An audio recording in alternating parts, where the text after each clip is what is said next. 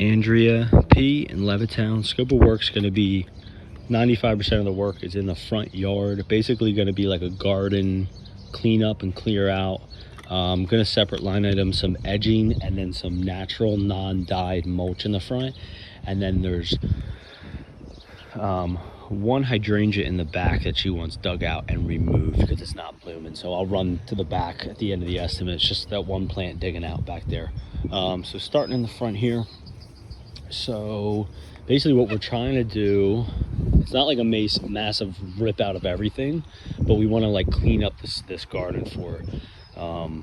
So all the ground cover will stay. I would say once you get the big stuff ripped out, you can take a string trimmer over the ground cover, give it a little more of a manicured, kind of squared up look everywhere. And then we'll be ripping out some bushes and such. So up here, you got all these bushes, these hosses, these two guys, all that, just leave it alone. You don't need to do anything to it. But outside of that, and you kind of use your judgment. I see some ground cover kind of growing on the house. I would lightly string trim that off. Don't go full blast and blast her siding, stone siding, but you know, lightly kind of just clean that up.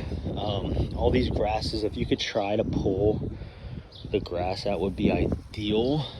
I would try to pull all the big stuff and then come in with a string trimmer after and just give it like a little bit of a manicure look to it. I would edge out, kind of square out the edge here and then square off the edge all here with the string trimmer.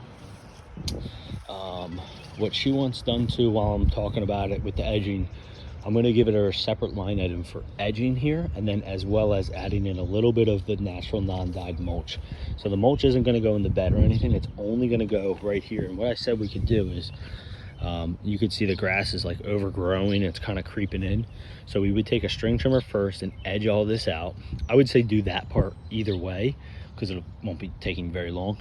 And then if she wants the edging done, you can kind of really edge this out. Probably just a string trimmer in this spot will do.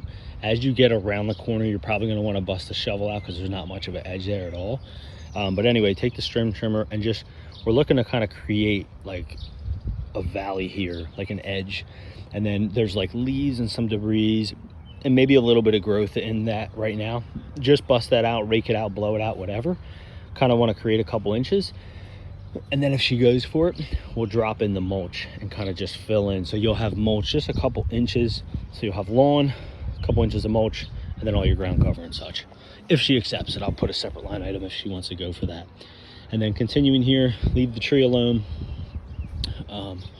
All this funky, weird stuff that's growing up, like viney stuff, she wants all that yanked out the best she can. There's like a dead plant right here you can kind of dig out.